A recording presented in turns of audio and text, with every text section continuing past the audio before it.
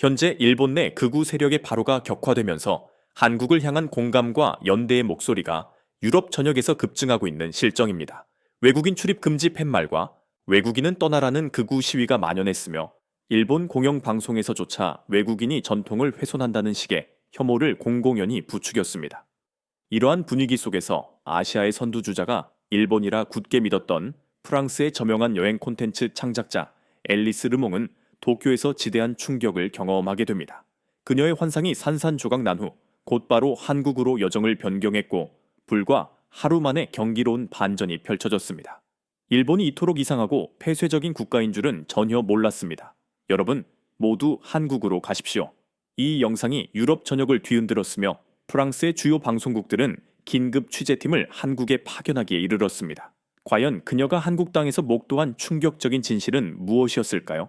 이제 그 이야기를 면밀히 조명해 보겠습니다. 봉주르, 저는 앨리스 르몽입니다. 파리에서 여행 유튜버로 활동하고 있으며 250만 명의 구독자를 보유한 상당한 규모의 채널을 운영하고 있습니다. 이번 여름 저는 아시아 종단 여행을 치밀하게 계획했습니다. 첫 번째 방문지는 당연히 도쿄였습니다. 솔직히 한국도 잠시 고려 대상이었으나 K-팝 외에는 이렇다 할 문화적 콘텐츠가 없을 것이라 단정했습니다. 저는 일본이야말로 진정한 아시아 문화의 정수라고 확신했기 때문입니다. 나리타 공항에 발을 디뎠을 때만 해도 기대감에 한껏 부풀어 있었습니다. 깔끔하게 정돈된 공항 시설과 체계적인 표지판들을 보며 역시 일본답다고 생각했죠. 그러나 그 환상은 오래 지속되지 못했습니다. 첫날 아침 도쿄 국립박물관으로 향해서 했는데 입장료를 확인하고 다소 놀랐습니다. 2000엔 유로화로 환산하면 약 75유로에 달하는 금액이었습니다. 하지만 더 큰 실망은 내부에서 찾아왔습니다. 전시품의 70%가 사진 촬영 금지 규정으로 묶여 있었던 것입니다. 저는 여행 콘텐츠를 제작하는 사람인데 실제로 촬영 가능한 자료가 거의 없었습니다. 직원에게 문의했을 때 돌아온 대답은 규칙입니다 라는 지극히 냉랭한 답변뿐이었습니다. 점심 식사는 하라주쿠의 명물 크레페 가게에서 해결하기로 했습니다. 기본적인 크레페를 주문했는데 생크림을 추가하려면 300엔을 더 지불해야 했습니다. 딸기 몇 조각 추가는 200엔, 바나나 또한 200엔의 추가 요금이 부과되었습니다. 속으로 파리에서는 이런 토핑들이 기본적으로 포함되는데 라고 중얼거렸지만 점원은 듣지 못한 척 했습니다. 오후에는 지하철을 이용하여 시부야로 이동해서 했는데 여기서 또 다른 문제가 발생했습니다. JR 야마노테선에서 대이선으로 환승하려 하자 추가 요금이 청구되는 것이었습니다. 동일한 도쿄 도심 내 이동임에도 불구하고 운영 회사가 다르다는 이유로 요금을 이중으로 지불해야 한다는 사실을 도무지 납득할 수 없었습니다. 더욱이역 내부는 마치 미로와 같았습니다. 프랑스어 안내는 고사하고 영어 안내조차 찾기가 어려웠고 길을 물어볼 때마다 사람들이 당황하며 황급히 자리를 피하는 듯한 인상을 받았습니다. 저녁 식사는 긴자의 한 초밥 전문점에서 했습니다. 음식 자체는 훌륭했지만 양이 너무나도 적었고 무엇보다 분위기가 지나치게 경직되어 있었습니다. 옆 테이블과의 사적인 대화조차 눈치를 봐야 했으며 카메라를 꺼내자마자 사진 촬영은 금지됩니다 라는 제지를 받았습니다. 가장 충격적인 경험은 카페에서 이루어졌습니다. 노트북을 펼쳐 영상 편집을 하려 하자 직원이 다가와 전기를 사용하는 것은 금지된다고 안내했습니다. 와이파이 비밀번호를 물어봤을 때도 그런 서비스는 제공하지 않는다는 답변이 돌아왔습니다. 파리의 카페에서는 하루 종일 앉아 있어도 아무도 뭐라고 하지 않는데 라고 속으로 불평했습니다. 거리를 거닐며 길을 문의하려 했을 때 제가 외국인임을 인지한 사람들이 교묘하게 회피하는 것을 느꼈습니다. 한 번은 영어로 길을 물었더니 상대방이 영어로 영어 못해요 라고 말하며 급히 자리를 벗어났습니다. 이상했습니다. 일본은 세계적으로 친절하기로 정평이 난 국가가 아니었나요? 제가 만난 사람들은 겉으로는 예의 바르지만 마치 보이지 않는 벽을 쌓고 있는 듯 했습니다. 당신은 외부인이니 여기까지라고 명확한 선을 긋는 듯한 느낌이었습니다. 호텔로 돌아와 카메라 앞에 앉았습니다. 구독자들에게 어떤 말을 전해야 할지 깊이 고민했습니다. 결국 솔직하게 제 심정을 전달하기로 했습니다. 여러분, 도쿄는 제 기대와는 매우 달랐습니다. 물론 깨끗하고 질서정연하지만 어딘가 숨 막히는 듯한 느낌을 받았습니다. 외국인에게만 보이는 투명한 벽이 존재하는 것 같습니다. 영상을 게시하고 잠들었는데 다음날 아침 제 휴대전화에 알림이 문자 그대로 폭발하고 있었습니다. 수천 개의 댓글이 달렸으며 그 내용을 확인하고 저는 경악할 수밖에 없었습니다. 아침에 눈을 뜨자마자 휴대전화는 끊임없이 울려댔습니다. 인스타그램, 유튜브, 틱톡 등 모든 소셜미디어 플랫폼에서 알림이 쇄도했습니다. 제가 올린 일본 여행 영상에 5,000개가 넘는 댓글이 순식간에 달린 것입니다. 처음에는 일본 팬들이 분노한 것인가 싶었지만 댓글 내용을 읽어보니 전혀 예상치 못한 내용이었습니다. 앨리스, 당신이 일본에서 느낀 감정이 정확합니다. 저 역시 흑인이라는 이유만으로 입장을 거부당한 경험이 있습니다. 저는 아시아계 프랑스인인데 일본에 가서 진짜 일본인이 아니라는 이유로 노골적인 차별을 받았습니다. 긴자의 한 배선은 외국인 출입 금지 팻말을 실제로 목격했습니다. 최근에 이런 일이 만연하다니 댓글들을 읽으면서 온몸에 소름이 돋았습니다. 제가 느꼈던 불편함이 단순히 개인적인 기분 탓이 아니었음이 확인된 것입니다. 그때 한 구독자가 링크를 보내왔습니다.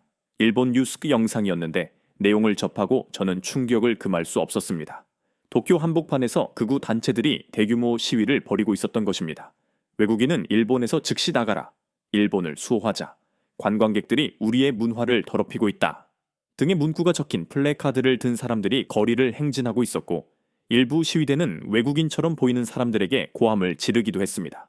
더욱 충격적인 것은 이러한 시위가 매주 정기적으로 열리고 있다는 사실이었습니다. 호텔 로비로 내려가니 프런트 직원이 조심스러운 어조로 말을 걸어왔습니다. 손님, 오늘은 시부야 방면으로 가지 않으시는 것이 좋겠습니다. 또다시 시위가 예정되어 있다고 합니다. 또요? 이런 일이 빈번합니까? 직원은 난처한 표정을 지으며 고개를 끄덕였습니다. 방으로 돌아와 일본 SNS를 철저히 조사해 보았습니다. 제가 인지하지 못하는 사이에 일본의 사회적 분위기가 완전히 변모해 있었던 것입니다.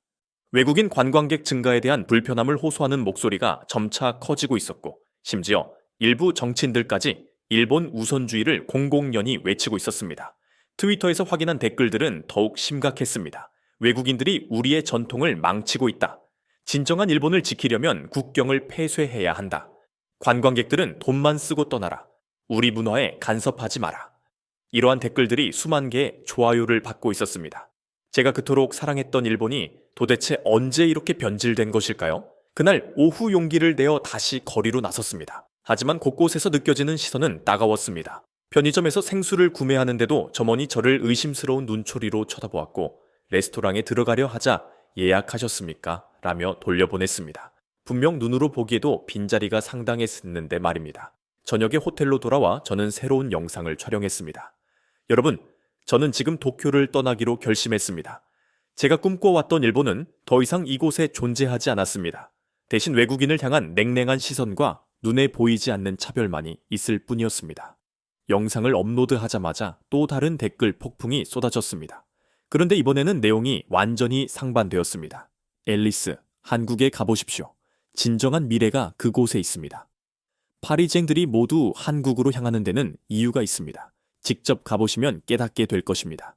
일본은 우리 부모님 세대나 방문하는 곳이죠. 요즘 젊은이들은 모두 서울로 갑니다. 한국은 외국인을 진심으로 환영합니다. 제가 파리에서 느꼈던 것보다 훨씬 더 개방적입니다. 댓글은 쉴 새 없이 쏟아져 나왔습니다. 프랑스인, 독일인, 이탈리아인, 스페인인 등 유럽 각국 출신의 사람들이 한 목소리로 한국을 강력하게 추천하고 있었습니다. 저도 일본에서 인종차별을 경험한 후 한국에 갔는데 그곳은 완전히 다른 세상이었습니다. 한국에서는 외국인이라고 오히려 특별한 대우를 받습니다. 물론 좋은 의미로요. 서울은 파리보다 훨씬 더 국제적인 도시입니다. 진실입니다. 특히 인상 깊었던 댓글이 있었습니다. 세실입니다. 저는 파리 89구에 거주하는데 작년에 일본에 갔다가 실망하고 한국으로 넘어갔습니다. 제 인생이 송두리째 바뀌었습니다. 한국에서 K-뷰티 사업을 시작했고 지금은 서울과 파리를 오가며 살고 있습니다. 한국은 외국인에게 기회가 넘치는 땅입니다. 또 다른 흑인 프랑스인의 댓글은 이랬습니다. 일본에서는 클럽 입장을 거부당했지만 한국에서는 VIP 대접을 받았습니다. 강남의 클럽들은 외국인을 적극적으로 환영하더군요. 저는 무슬림인데 한국에서는 할랄 음식을 찾기가 일본보다 100배는 쉽습니다. 이태원에는 전 세계의 음식이 다 있습니다. 댓글을 읽다가 저는 공통된 패턴을 발견했습니다. 한국을 다녀온 사람들이 이구동성으로 하는 말이 있었는데 바로 한국은 공짜가 많다는 것이었습니다. 무료로 즐길 수 있는 것이 너무 많아 깜짝 놀랐습니다. 돈이 부족한 학생이었는데도 한국에서는 풍족하게 여행할 수 있었습니다. 공짜? 무료? 자본주의 국가에서 무료가 많다는 사실이 도무지 이해가 되지 않았습니다. 그때 매니저인 마리에게서 전화가 걸려왔습니다. 앨리스, 네 영상 때문에 프랑스가 난리가 났어. 뉴스에도 보도됐어. 뭐라고? 내가 왜 뉴스에 나와? 프랑스 유명 유튜버. 일본에서 인종차별 경험 폭로라는 제목으로 대서특필됐어. 그리고 있잖아. 한국관광청에서 연락이 왔어. 너를 공식적으로 초청하고 싶대. 한국관광청이? 왜? 네가 유럽에서 영향력 있는 인플루언서니까. 한국의 진정한 모습을 보여주고 싶다고 하더군.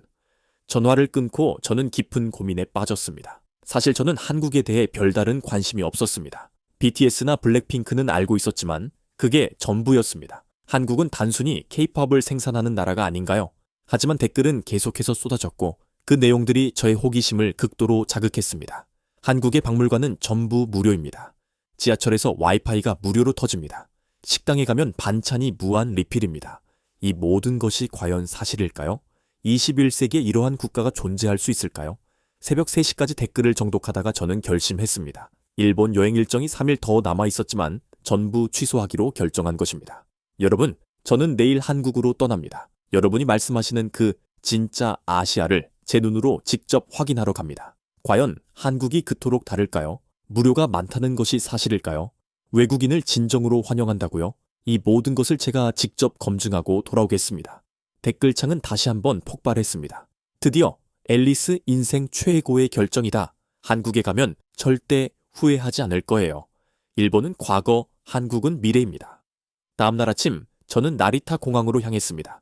인천행 비행기표를 구매하면서도 반신반의했습니다. 정말 한국이 댓글들이 묘사한 그런 곳일까요? 2시간 후 저는 인천공항에 도착했고 비행기에서 내리자마자 첫 번째 충격에 직면하게 됩니다. 도쿄의 호텔 방에서 저는 밤새도록 갈등했습니다. 3일치 호텔 숙박료를 이미 지불했고 예약해둔 레스토랑도 있었습니다. 하지만 댓글의 내용들이 끊임없이 제 머릿속을 맴돌았습니다. 한국은 다르다. 진짜 미래가 거기에 있다. 가보면 안다.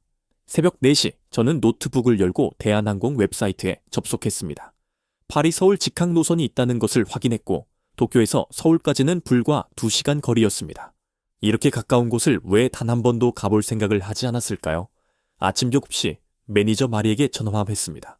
마리, 나 한국 갈 거야. 뭐라고? 갑자기? 일본 일정 남았잖아. 취소할게. 구독자들의 말이 맞는지 반드시 확인해 봐야겠어. 앨리스, 너 충동적으로 결정하는 거 아니니? 아니야. 이건 직감이야. 내가 뭔가 중요한 것을 놓치고 있는 것 같아. 마리는 한숨을 쉬었지만 결국 제 결정을 수용했습니다. 제 직감이 옳았던 적이 많았기 때문입니다. 오전 9시 저는 체크아웃을 했습니다. 프런트 직원은 의아한 표정을 지었습니다. 벌써 가시나요? 3일 더 예약하셨는데. 급한 일이 생겨서요. 환불은 안 되겠죠? 죄송합니다. 규정상? 역시 일본답다고 생각했습니다. 융통성이라고는 찾아볼 수 없었죠. 공항으로 이동하는 길에 인스타그램 스토리를 올렸습니다. 서프라이즈! 지금 한국으로 갑니다. 반응은 폭발적이었습니다. 5분 만에 1000개가 넘는 메시지가 쏟아졌습니다. 오마이갓! 드디어 앨리스 최고의 선택. 명동 꼭 가보세요. 광장시장 강력 추천. 프랑스 구독자들의 메시지가 특히 뜨거웠습니다. 파리 29구의 세실이에요. 저 지금 서울에 있어요. 맞죠? 여행으로 왔는데 한국이 너무 좋아서 벌써 한 달째 머물고 있어요.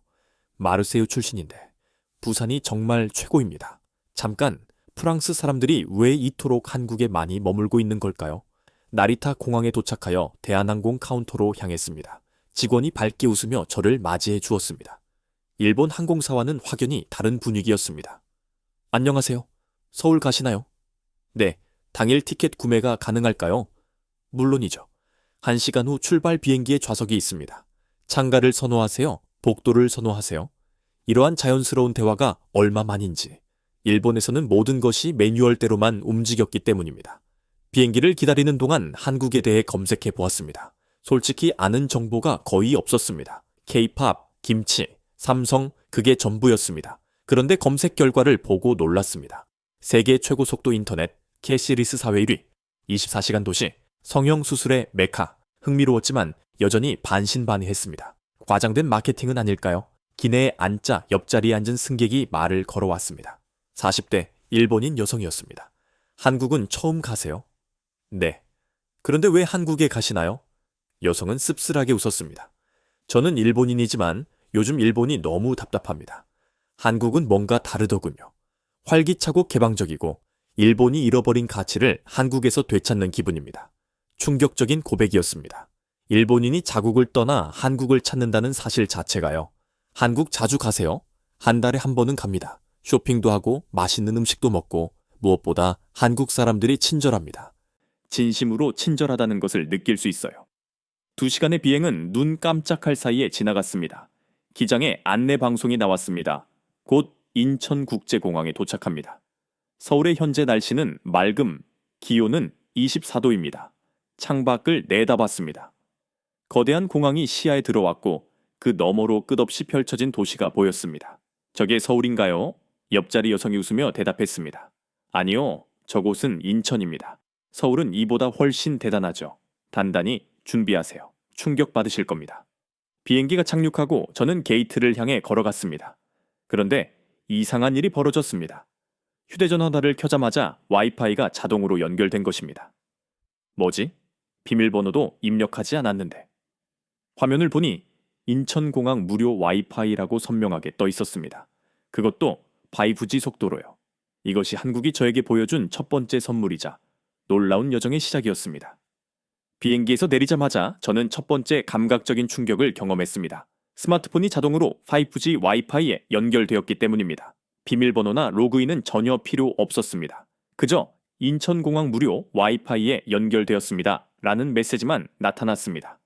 속도를 테스트해보니 300bps가 나왔습니다. 파리 샤를 드골 공항의 유료 와이파이보다 10배는 빠른 속도였습니다. 입국 심사대로 향하는 길에 또다시 놀라움을 금치 못했습니다. 벽면에는 거대한 디지털 스크린이 설치되어 있었는데 실시간으로 한국의 사계절 풍경이 환상적으로 펼쳐지고 있었습니다. 단순한 광고가 아니라 하나의 예술 작품 같았습니다. Welcome to Korea 라고 영어로 말하는 음성이 들렸습니다. 그때 갑자기 로봇 한 대가 저에게 다가왔습니다. 처음에는 깜짝 놀랐지만 자세히 보니 안내를 담당하는 로봇이었습니다. 안녕하세요. 도움이 필요하신가요? 봉주르? 프랑스어가 가능합니까? 로봇이 프랑스어로 유창하게 대답했습니다. 물론입니다. 저는 7개 국어를 구사할 수 있습니다. 어디로 가시나요? 로봇과 대화하다니 그것도 완벽한 프랑스어로. 로봇은 입국 심사대까지 친절하게 저를 안내해 주었습니다. 입국 심사는 놀라울 정도로 신속하게 진행되었습니다. 자동 입국 심사대를 통해 불과 3분 만에 절차가 완료되었습니다. 일본에서는 30분 넘게 줄을 서서 기다렸는데 말입니다. 수화물을 찾으러 가는 길에 또 다른 경이로운 광경을 목격했습니다. 한 여행자가 거대한 캐리어 3개를 끌고 가고 있었는데 공항 직원이 다가가 뭔가를 설명하고 있었습니다. 궁금증에 가까이 다가가 들어보았습니다. 고객님, 짐이 많으시네요. 숙소로 바로 배송해 드릴까요? 배송이요? 공항에서요? 네, 서울 시내 어디든 당일 배송이 가능합니다. 3시간 안에 도착합니다. 가격도 매우 저렴합니다. 그 여행자는 독일인이었는데 믿을 수 없다는 표정이었습니다. 저 역시 마찬가지였습니다. 공항에서 짐을 호텔로 바로 보낸다니요. 세관을 통과하고 나오니 인포메이션 센터가 있었습니다. 혹시나 하는 마음에 다가갔습니다. 안녕하세요. 프랑스어 지도가 있나요? 물론이죠. 프랑스어 가이드북도 있고 무료 심카드도 드릴까요? 무료 심카드요? 네. 3일 동안 사용할 수 있는 데이터 1기가 심카드입니다. 여행자분들께 무료로 제공해 드리고 있습니다. 이것이 실화일까요? 유럽에서는 공항 심카드가 최소 30유로는 기본인데. 직원은 설명을 계속했습니다. 그리고 여기 쿠폰 북도 챙겨가세요. 박물관 무료 입장권과 식당 할인 쿠폰이 모두 들어있습니다. 박물관이 무료라고요? 네, 국립박물관은 전부 무료입니다. 고궁도 외국인이 한복을 입으면 무료로 입장 가능합니다. 머릿속이 하얘지는 기분이었습니다. 일본에서는 모든 것이 유료였는데 여기서는 모든 것이 무료라니요. 공항철도를 타러 가는 길에 또 한 번 놀랐습니다. 플랫폼에 다국어 안내가 완벽하게 구비되어 있었습니다. 프랑스어, 중국어, 일본어, 스페인어까지. 프랑스어로 주의하십시오. 다음 열차는 서울역행입니다. 라는 안내 방송이 흘러나왔습니다. 와, 발음까지 매우 자연스러웠습니다. 열차가 도착했는데 이것은 단순한 기차가 아니었습니다. 초현대적인 디자인의 와이파이는 기본이고 USB 충전 포트까지 설치되어 있었습니다. 좌석의 편안함은 마치 비행기의 비즈니스석 수준이었습니다. 옆자리에 한국인 청년이 앉았는데 제가 프랑스어로 통화하는 것을 듣고 영어로 말을 걸어왔습니다. 프랑스에서 오셨어요? 네, 파리에서 왔어요. 와, 저도 파리를 정말 좋아해요. 작년에 갔었거든요. 한국은 처음이세요? 네, 처음입니다. 청년은 갑자기 가방에서 뭔가를 꺼냈습니다. 편의점에서 판매하는 과자였습니다. 이거 한번 드셔보세요. 한국 과자예요. 제 프랑스 친구들이 좋아하더군요. 처음 만난 사람이 과자를 건넨다니 파리에서는 상상조차 할 수 없는 일이었습니다. 어디 가세요? 강남이요. 호텔을 예약했어요. 아, 그럼 이 역에서 하차하셔서 2호선으로 환승하시면 됩니다. 제가 지도에 표시해 드릴게요. 청년은 제 휴대전화에 지하철 앱을 설치해주고 사용법까지 상세히 설명해 주었습니다. 모든 정보가 영어로 제공되었고 실시간으로 열차의 위치까지 확인할 수 있었습니다. 한국 사람들은 모두 이렇게 친절한가요? 청년이 웃으며 대답했습니다.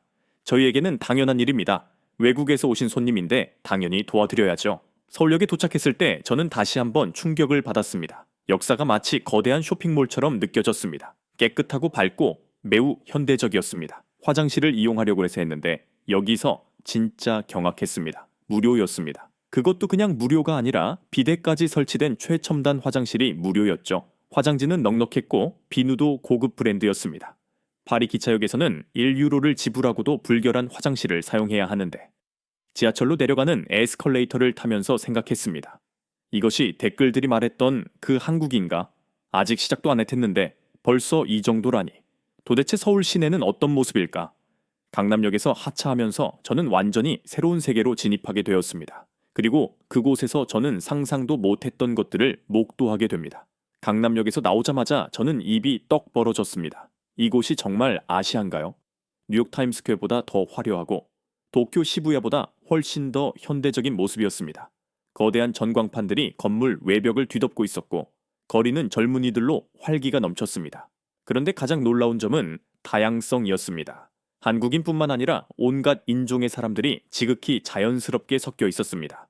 금발의 한 외국인이 경찰관에게 영어로 강남 파이낸스 센터가 어디예요? 라고 길을 묻고 있었습니다. 경찰관은 유창한 영어로 매우 친절하게 설명해 주었습니다. 일본에서는 경찰관조차 영어를 못했는데 말입니다. 호텔을 찾아가는 길에 또 다른 놀라운 것을 발견했습니다. 지하철역에서 호텔까지 이어지는 길 전체에 에어컨이 가동되는 지하 통로가 있었던 것입니다. 지하 쇼핑 아케이드라고 불렀는데 더운 여름이나 추운 겨울에도 편안하게 이동할 수 있도록 설계된 것이었습니다. 파리 사람들이 본다면 질투심을 느낄 만한 완벽한 시스템이었습니다. 체크인을 하고 방에 들어갔는데 와, 같은 가격에 일본 호텔의 3배 크기였습니다. 그리고 창밖의 전망이 실로 숨 막혔습니다. 끝없이 펼쳐진 마천루들, 유유히 흐르는 한강, 그리고 그 뒤편의 산, 도시와 자연이 완벽하게 조화를 이루고 있었습니다. 잠시 휴식을 취한 후 거리로 나왔습니다. 배가 고팠지만 무엇을 먹어야 할지 막막했습니다. 거리 곳곳에 음식점은 많았지만 메뉴를 알아볼 수 없었기 때문입니다. 그때 신기한 것을 발견했습니다. 한 한식당 앞에 디지털 키오스크가 설치되어 있었는데 언어 선택 버튼이 있었습니다. 프랑스어를 선택하자 모든 메뉴가 프랑스어로 번역되었습니다. 사진도 선명했고 가격도 명확하게 표시되었습니다. 더욱 놀라운 것은 알레르기 정보까지 상세하게 표시되어 있었다는 사실입니다. 땅콩 알레르기가 있는 저로서는 정말 감동적이었죠. 백화점에 들어가 보았습니다. 현대 백화점이라는 곳이었는데 백화점이라기보다는 마치 거대한 예술 갤러리 같았습니다. 입구에 들어서자 직원이 다가왔습니다. 안녕하세요. 무엇을 찾으세요? 그냥 구경하려고요. 아, 그러시면 10층 루프탑을 추천합니다. 무료 전망대가 있습니다. 지금 시간이면 석양이 정말 아름다울 거예요. 무료 전망대라니요? 파리 에펠탑은 30유로인데 에스컬레이터를 타고 올라가다가 또 놀랐습니다. 5층에 무료 문화센터라는 공간 하나 있었는데 호기심에 들어가 봤더니 사람들이 요가를 하고 그림을 그리며 한국 전통차를 배우고 있었습니다. 이거 정말 무료인가요? 직원에게 물었더니 웃으며 고개를 끄덕였습니다. 네, 누구나 참여할 수 있습니다. 외국인도 환영이고요. 한국 문화 체험 프로그램도 운영하고 있습니다. 10층 루프탑에 올라갔을 때 저는 말문이 막혔습니다. 서울 전체가 한눈에 들어왔는데 석양에 물든 도시의 모습이 정말 환상적이었습니다. 그리고 이곳 역시 정말 무료였습니다. 옆에서 사진을 찍고 있던 일본인 커플이 있었는데 그들도 믿을 수 없다는 표정이었습니다. 도쿄에는 이런 곳이 없어요. 모든 전망대가 유료인데. 저녁이 되자 거리는 더욱 활기를 띠었습니다. 놀라운 것은 밤 10시가 넘었는데도 모든 상점이 문을 열고 있었다는 것입니다. 편의점에 들어가 봤는데 이건 편의점이 아니라 작은 백화점이었습니다. 김밥, 도시락, 샌드위치는 기본이고 와인, 수입 맥주, 심지어 일반 약까지 판매하고 있었습니다. 그런데 진짜 충격은 따로 있었습니다. 여기서 택배도 보낼 수 있나요? 네, 24시간 가능합니다. 해외 배송도 되고요. 공과금 납부도 된다고요? 물론입니다. 현금 인출도 되고 티켓 예매도 되고 심지어 여권 사진도 찍을 수 있습니다. 하나의 편의점이 마치 작은 시청 같은 역할을 하고 있었습니다. 프랑스에서는 각각 다른 곳에 가야만 처리할 수 있는 일들을 여기서는 한 곳에서 모두 해결할 수 있었습니다. 밤 11시가 넘었는데도 거리는 안전했습니다. 여성들이 혼자 걸어 다니고 있었고 아이들도 학원에서 집으로 돌아가고 있었습니다. 경찰관도 보였고 CCTV도 곳곳에 설치되어 있었습니다. 파리는 밤 9시만 되어도 위험한 구역이 많은데 호텔로 돌아오는 길에 놀라운 광경을 또 목격했습니다. 거리 청소 직원들이 첨단 장비를 이용해 거리를 청소하고 있었는데 새벽 시간임에도 불구하고 거리가 반짝반짝 빛나고 있었습니다. 방에 들어와 와이파이 속도를 테스트해봤습니다. 1Gbps. 저는 제 눈을 의심했습니다. 파리 제 집보다 10배는 빠른 속도였습니다. 침대에 누워 오늘 하루를 되돌아봤습니다. 한국에 온 지 불과 몇 시간밖에 되지 않았는데 벌써 이렇게 많은 충격을 받았습니다. 무료 와이파이, 무료 전망대, 무료 문화센터, 24시간 편의점, 안전한 밤거리. 이것이 구독자들이 말한 그 한국인가? 그런데 댓글들은 이게 시작일 뿐이라고 했습니다. 내일은 또 어떤 놀라운 것들을 보게 될까요? 잠들기 전에 인스타그램에 오늘 찍은 사진들을 게시했습니다. 강남의 야경, 백화점 루프탑, 최첨단 화장실 사진들이었습니다. 5분도 채 되지 않아 댓글이 쇄도했습니다.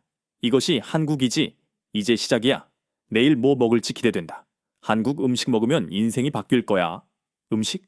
맞습니다. 아직 제대로 된 한국 음식을 맛보지 못했네요. 내일은 반드시 한국 식당에 가봐야겠다고 결심했습니다. 그런데 과연 무료 반찬이 정말일까요? 프랑스에서는 빵도 추가 요금을 받는데 말입니다.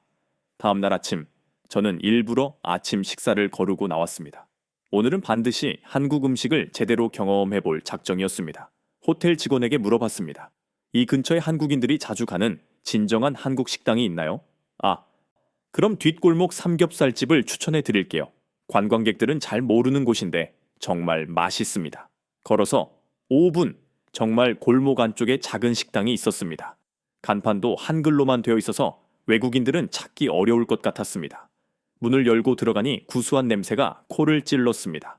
손님은 대부분 한국인이었고 모두 고기를 굽고 있었습니다. 어서 오세요. 중년의 아주머니가 밝게 저를 맞이해 주셨습니다. 안녕하세요. 한국어는 못합니다. 아주머니는 영어로 OK, English OK 라고 말씀하셨습니다. 메뉴판을 봤는데 가격이 믿기지 않았습니다. 삼겹살 1인분에 14,000원. 유로로 계산하면 약 10유로 정도였습니다. 파리에서 스테이크 한 조각 가격이었죠. 삼겹살 1인분 주세요. 그런데 주문을 받은 아주머니가 고개를 저으셨습니다. 아주머니가 영어로 one person, no two servings, minimum이라고 말씀하셨습니다. 최소 2인분이구나. 혼자 먹기엔 다소 많을 것 같았지만 주문을 진행했습니다.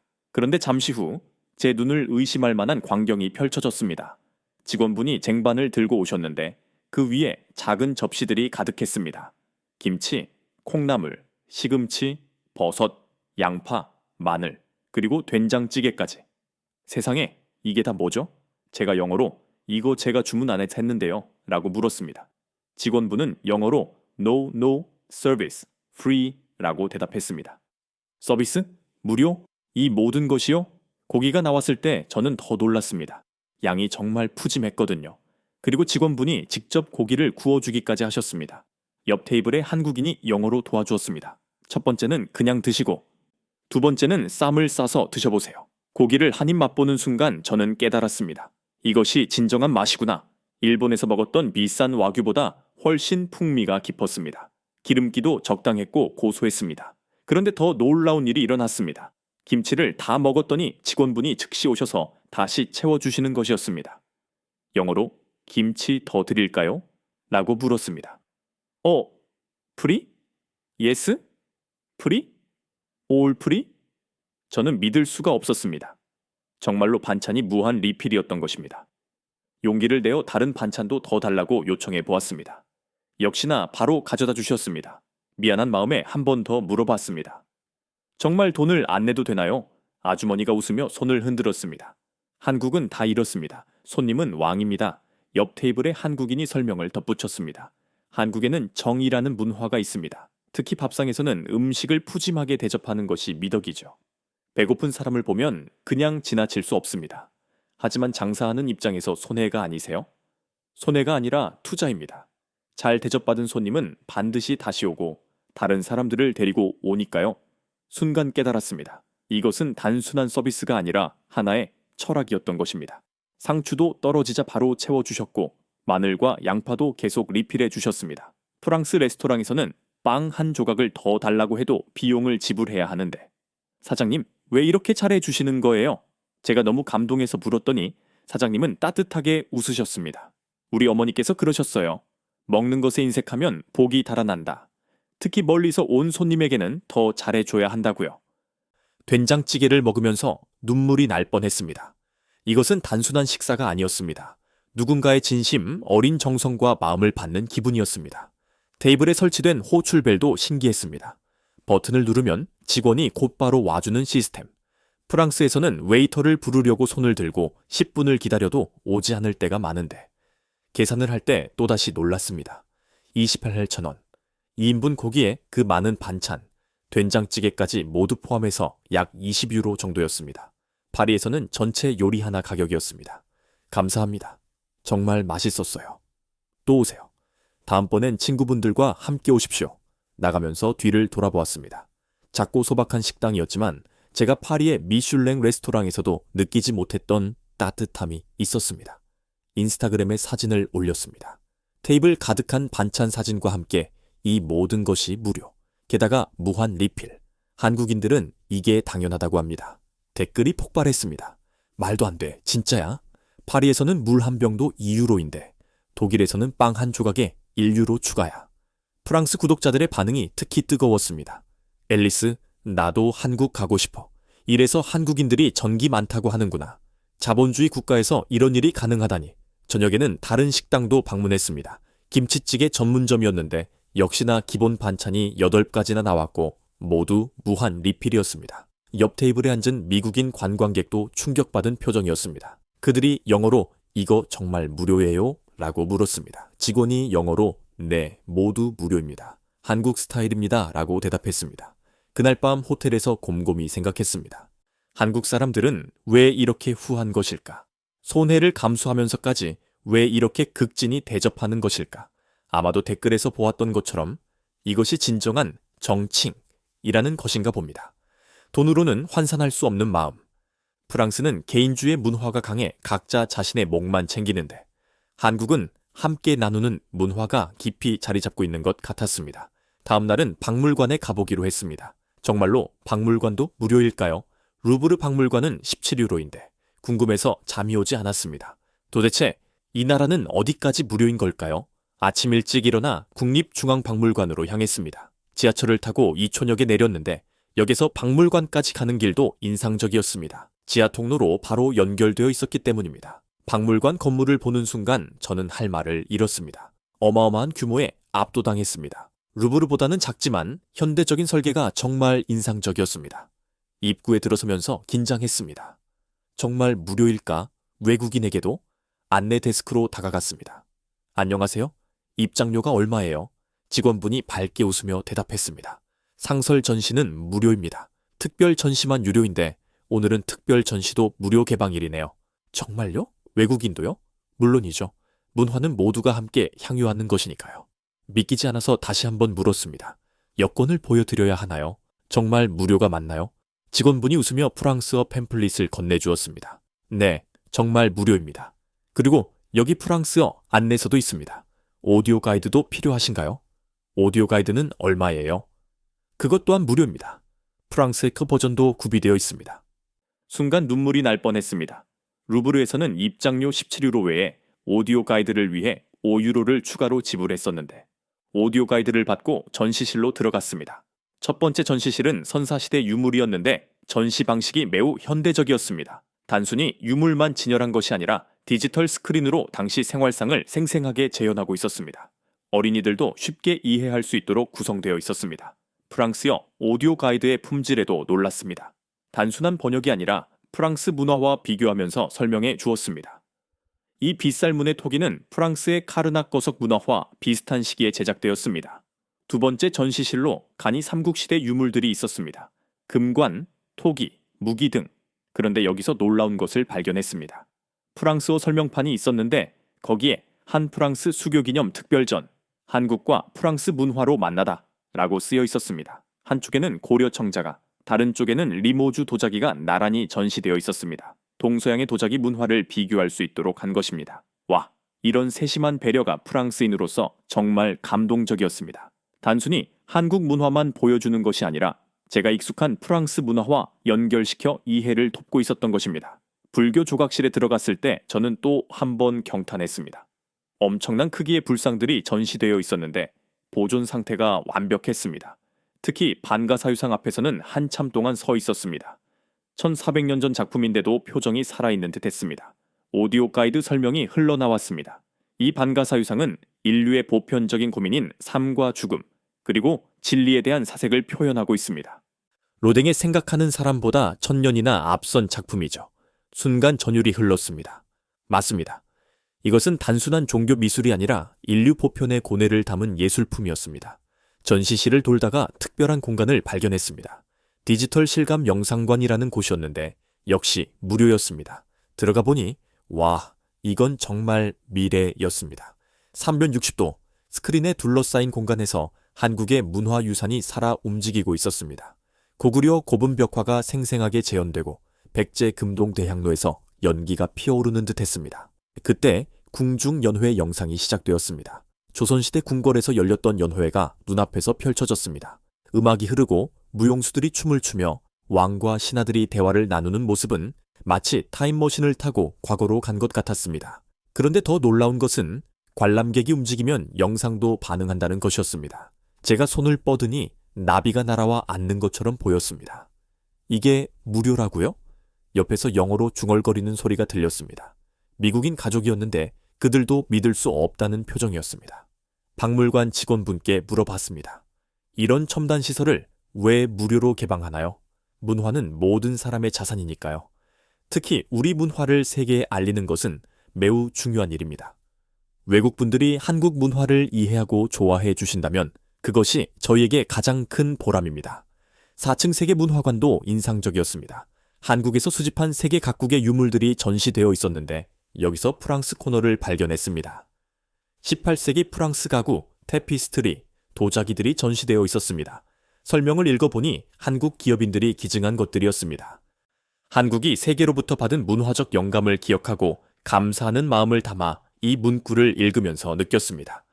한국은 자기 문화만 자랑하는 것이 아니라 세계 문화를 존중하고 함께 나누려 한다는 것을요. 카페테리에서 잠시 휴식을 취했는데 여기 가격도 정말 합리적이었습니다. 박물관 내부는 보통 2~3배는 비싼데 여기는 외부 식당과 가격이 동일했습니다. 옆 테이블에 앉은 할머니 한 분이 말을 걸어오셨습니다. 어디서 오셨어요? 프랑스에서 왔습니다. 아이고, 먼 곳에서 오셨네. 우리 박물관은 어떻습니까? 정말 놀라워요. 이렇게 훌륭한 박물관이 무료라니요. 할머니가 자랑스럽게 웃으셨습니다. 우리나라가 옛날에는 매우 가난했어요. 그때는 문화를 즐길 여유가 없었죠.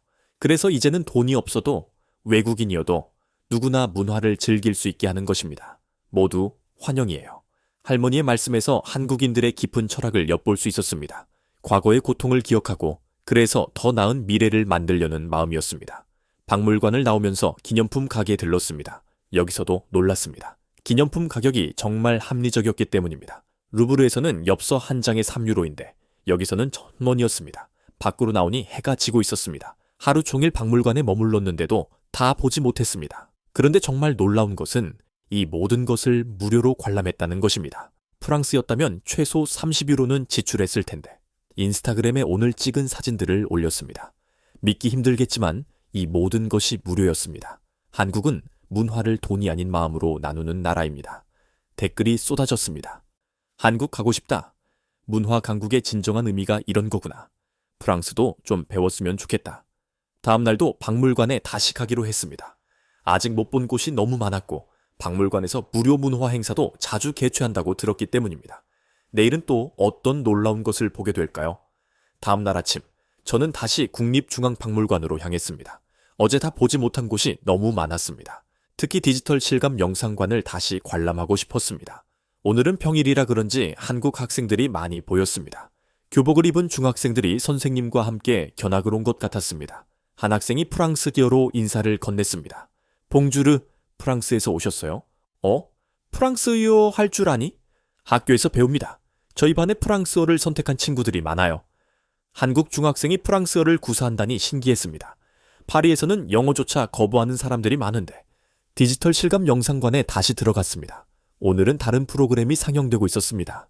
경복궁의 사계라는 제목이었습니다. 영상이 시작되자 저는 숨을 멈췄습니다. 봄에는 경복궁에 벚꽃이 흩날리고 여름엔 연못에 연꽃이 피어났습니다. 가을에는 단풍이 궁궐을 물들이더니 겨울엔 하얀 눈이 지붕을 덮었습니다.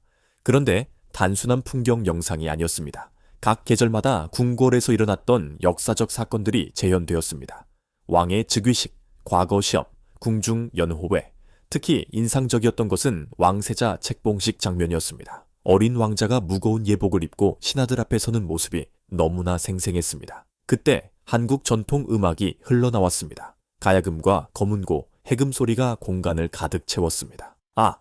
저도 모르게 탄성이 나왔습니다. 슬프면서도 아름다운 선율에 가슴이 뭉클해졌습니다.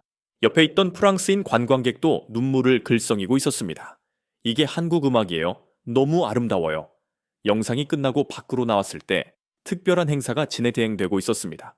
외국인을 위한 한복 체험이라는 프로그램이었습니다. 무료예요. 오늘 외국인 관광객을 위한 특별 프로그램입니다. 한복을 입고 사진도 찍어드려요.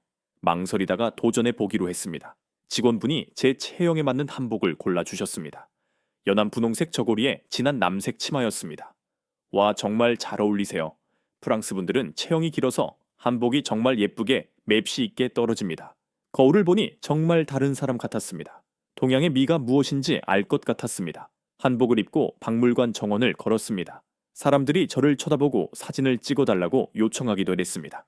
마치 조선시대 왕비가 된 기분이었습니다. 정원에서 또 다른 프로그램을 발견했습니다. 전통 공예 체험이었습니다.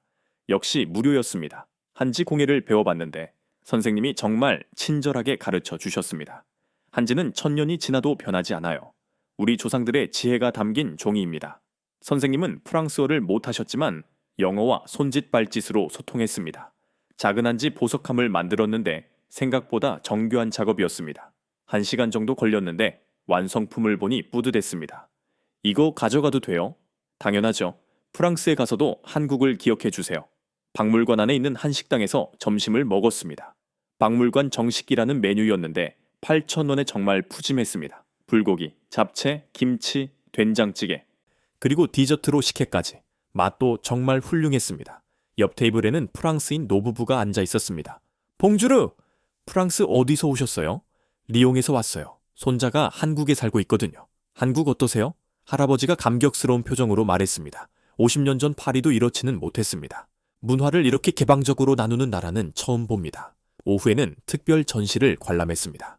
K-Heritage, 한국 문화유산의 디지털 복원이라는 주제였습니다. VR 헤드셋을 착용하고 가상현실로 황룡사 9층 목탑을 올라가 보았습니다. 1400년 전에 소실된 건축물을 디지털로 완벽하게 복원한 것이었습니다. 탑 꼭대기에서 내려다본 신라의 수도 경주는 정말 장관이었습니다. 이런 기술력이 놀라웠습니다. 프랑스도 문화재 복원에 관심이 많지만 이렇게 일반인에게 무료로 체험시켜주는 것은 상상도 할 수 없는 일이었습니다. 저녁 무렵 박물관 야외 공연장에서 특별 공연이 있었습니다. 세계음악과의 만남이라는 프로그램이었는데 한국 전통음악과 서양 클래식의 협연이었습니다. 가야금과 바이올린이 함께 연주하는 모습이 정말 아름다웠습니다. 동서양의 조화라고 할까요? 공연이 끝나고 연주자들과 대화할 수 있는 시간이 있었습니다. 바이올리니스트가 프랑스인이었는데 한국에서 10년째 활동 중이라고 하더라고요. 한국만큼 예술가를 존중하는 나라가 없어요. 전통과 현대를 융합하는데도 정말 개방적이고요. 박물관을 나서면서 생각했습니다. 한국은 단순히 과거를 보존하는 것이 아니라 과거와 현재, 미래를 연결하고 있었습니다. 그것도 모든 사람과 함께 나누면서 말입니다. 프랑스는 스스로를 문화 강국이라 자부하지만 솔직히 한국에서 배울 점이 많다고 느꼈습니다. 그날 밤 인스타그램에 긴 글을 올렸습니다. 저는 한국에서 진정한 문화 민주주의를 경험했습니다. 돈이 없어도 외국인이어도 누구나 최고의 문화를 향유할 수 있는 나라. 이것이 진짜 선진국이 아닐까요? 반응은 폭발적이었습니다. 특히 프랑스 문화부 관계자가 댓글을 달았습니다. 한국의 문화 정책을 심도 있게 연구해 봐야겠네요. 정말 인상적입니다. 내일은 동대문에 가보기로 했습니다. 24시간 열려있는 시장이라던데 과연 어떤 곳일까요? 새벽 1시, 저는 호텔을 나섰습니다. 파리에서는 상상도 못할 시간입니다. 밤 10시만 되어도 위험한 구역이 많지만 서울은 새벽에도 안전하다고 들었기 때문입니다. 택시를 탔는데 기사님이 놀라셨습니다. 새벽에 혼자 다니세요? 어디 가세요? 동대문이요. 24시간 한다고 들었어요. 아, 동대문. 지금이 가장 활발할 때예요. 도매상들이 일하는 시간이거든요. 택시 안에서 밖을 내다봤습니다. 새벽인데도 거리에 사람들이 있었고 가게들도 불을 밝히고 있었습니다. 동대문에 도착했을 때 저는 입이 떡 벌어졌습니다.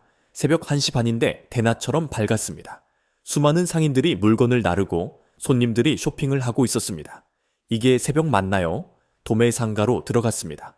엄청난 규모의 건물들이 줄지어 있었는데 각 층마다 다른 품목을 판매하고 있었습니다. 한 가게 들어가니 주인 아주머니가 반갑게 맞이해 주셨습니다. 어서 와요. 소매도 가능합니다. 저 프랑스에서 왔는데 구경만 해도 될까요? 당연하지. 마음껏 구경해요. 새벽에 왔으니 특별히 싸게 해줄게. 신기한 광경이었습니다. 도매상인데도 개인 손님을 차별하지 않고 친절하게 대해주는 것이었습니다. 옷을 구경하다가 놀라운 것을 발견했습니다. 같은 디자인의 옷이 파리에서는 100유로에 팔리는데 여기서는 2만 원이었습니다. 이거 진짜 좋은 품질인가요? 당연하죠. 우리가 직접 제작하는 거예요. 중간 마진이 없으니까 싼 거죠. 밖으로 나와 거리를 걸었습니다. 놀라운 것은 새벽인데도 여성들이 혼자 다닌다는 점이었습니다. 경찰관도 보였지만 위압적이지 않고 친근했습니다. 한 경찰관이 제게 다가왔습니다. 혹시 도움이 필요하세요? 아니요, 구경하고 있어요. 새벽에도 안전한가요? 그럼요. 여기는 24시간 CCTV가 가동되고 있고 저희가 계속 순찰하고 있습니다. 걱정 마세요. 새벽 3시가 넘었는데도 식당들이 영업 중이었습니다. 배가 고파서 24시간 해장국집에 들어갔습니다. 뼈 해장국을 주문했는데 가격은 8,000원. 그런데 나온 양을 보고 놀랐습니다. 거대한 뼈 3개의 고기가 잔뜩 붙어 있었습니다. 옆 테이블에는 시장 상인들이 앉아 있었습니다. 다들 피곤해 보였지만 활기찼습니다. 언니? 오늘 장사 어때? 괜찮아. 중국 바이어들이 대량 주문했어. 한국의 반문화가 단순한 유흥이 아니라 생산적인 경제활동이라는 것을 깨달았습니다. 새벽 4시 동대문 디자인 플라자 DDP로 갔습니다.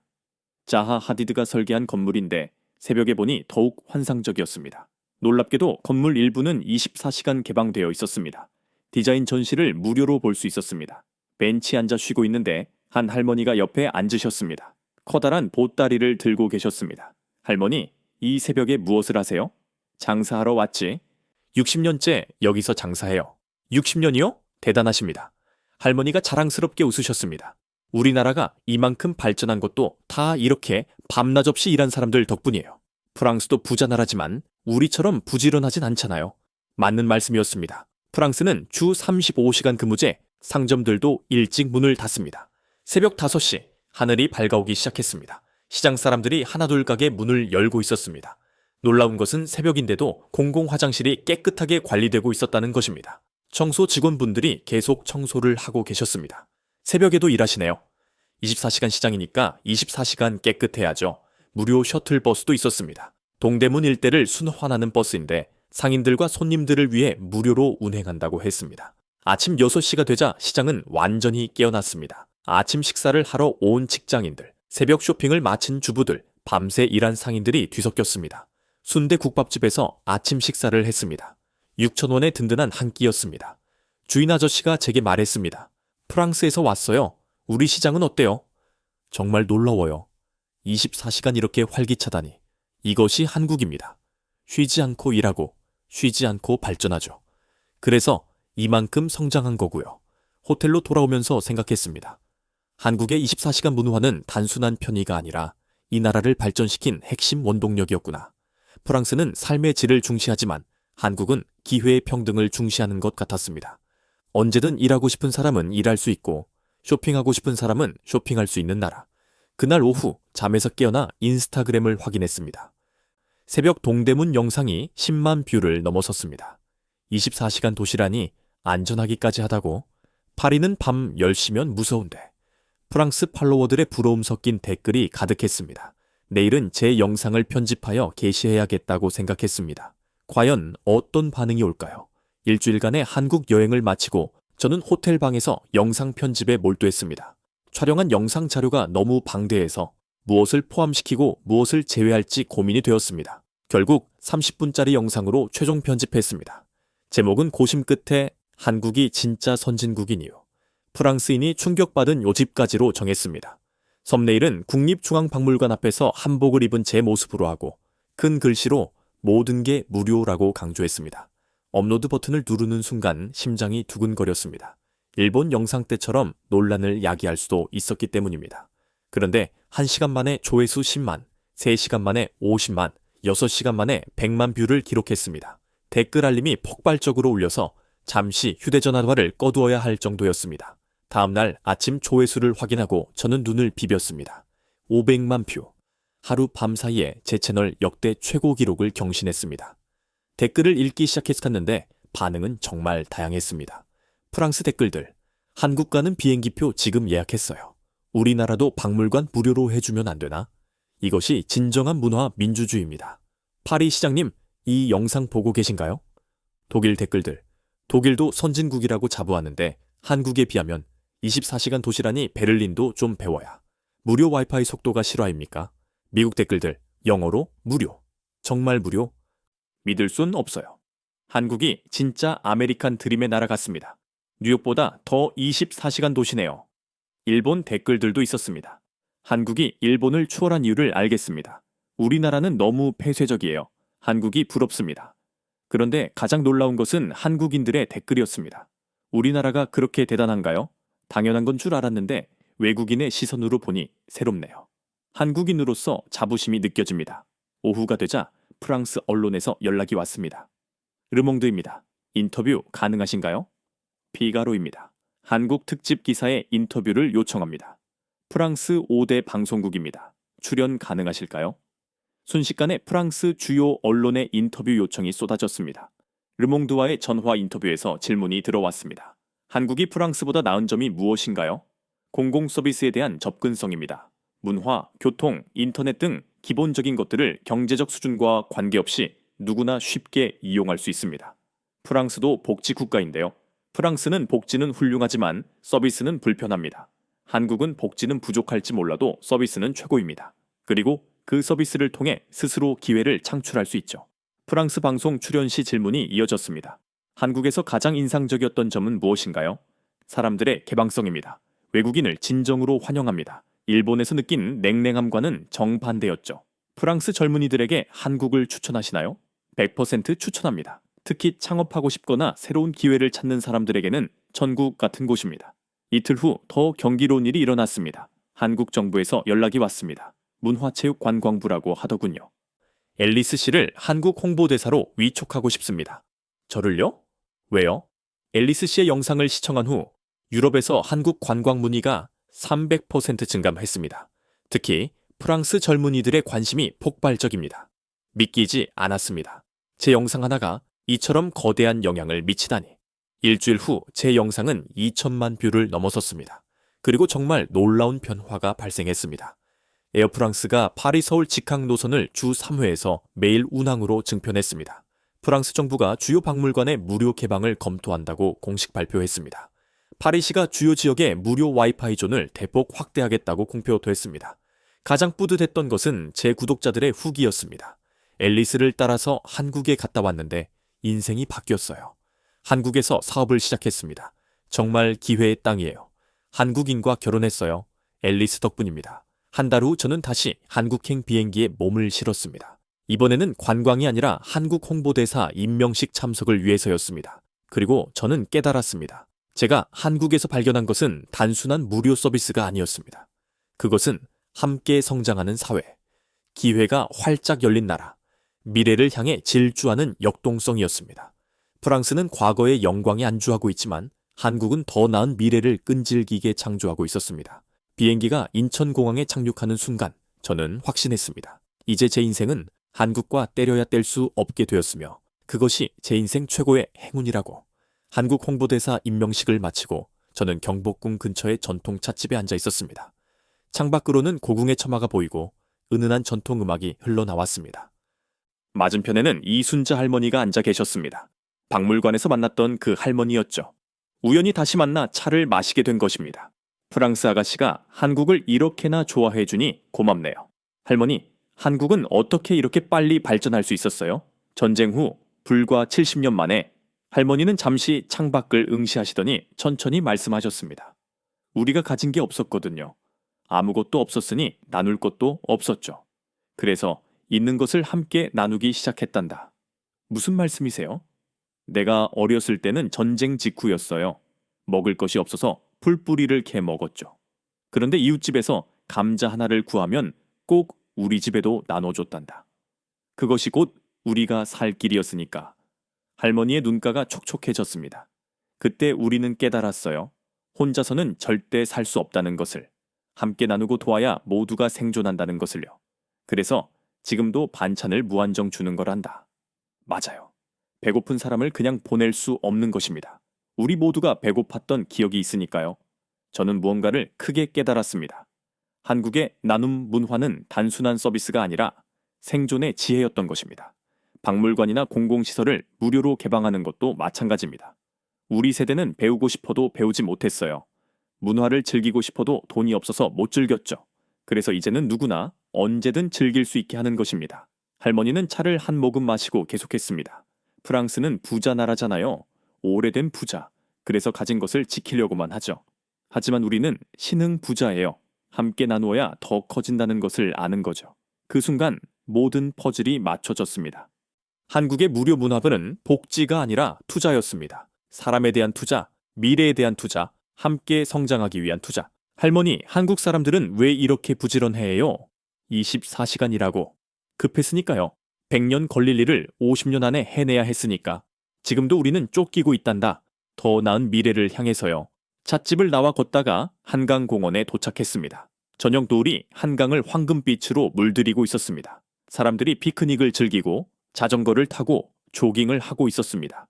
이 평화로운 풍경 뒤에 얼마나 치열한 노력이 숨겨져 있었을까요? 벤치에 앉아 스마트폰을 꺼냈습니다. 새로운 영상을 촬영하기 위해서였습니다. 여러분, 저는 이제 진정으로 깨달았습니다.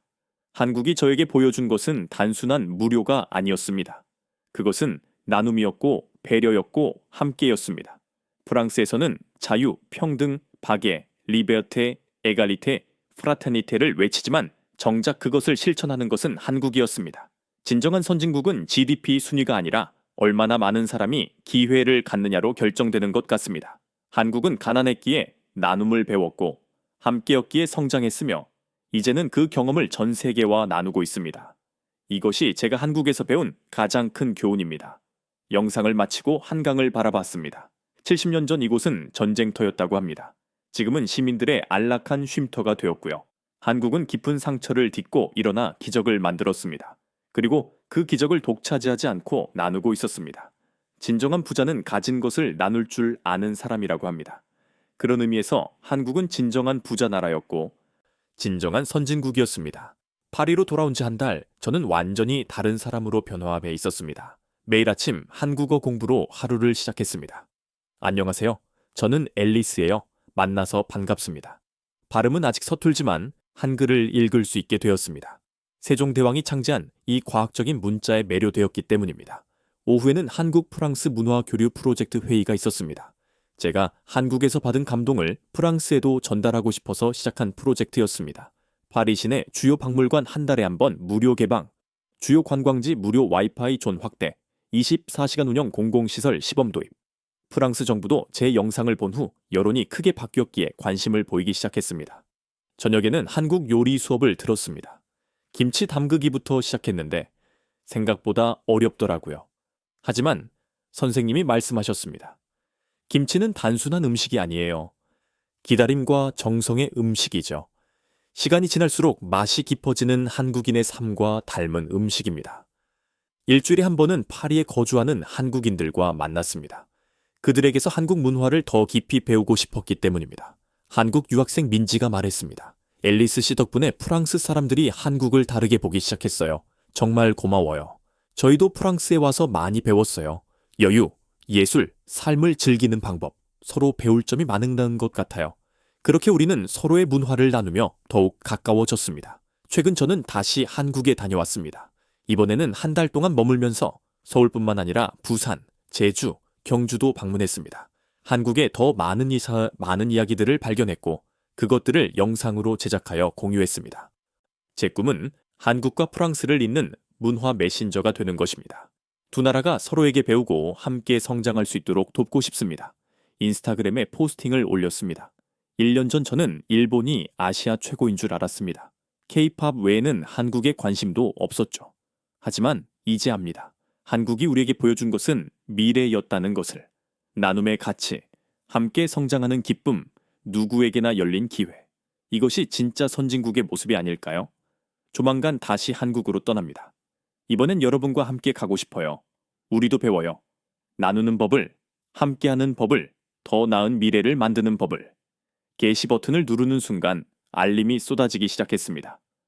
수천 명의 사람들이 함께 가겠다고 댓글을 달았습니다. 창밖을 보니 에펠탑이 반짝이고 있었습니다. 파리도 아름다운 도시입니다. 하지만 이제 제 마음 한구석에는 서울이 확고하게 자리 잡았습니다. 두 도시를 잇는 다리가 되어 더 나은 세상을 만들고 싶습니다. 이것이 저의 새로운 시작입니다. 그리고 이 이야기는 이제 막 시작일 뿐입니다. 앨리스의 놀라운 여정은 단순한 여행기를 넘어 문화와 가치관의 충돌 속에서 발견하는 진정한 선진국 모델을 제시하고 있습니다. 여러분은 한국의 정칭, 문화와 공공서비스의 개방성 중에서 어떤 부분이 가장 인상적이었습니까? 여러분이 생각하는 한국의 숨겨진 미래적 가치는 무엇인지 댓글로 자유롭게 의견을 공유해 주십시오. 이 영상의 좋아요를 눌러 한국의 놀라운 스토리를 더 많은 유럽 시청자들에게 전달해 주시고 채널 구독과 알림 설정을 통해 앨리스의 다음 한국 탐험기를 놓치지 마세요. 더 나은 세상을 함께 만들어갈 여정, 지금 바로 동참해 주십시오.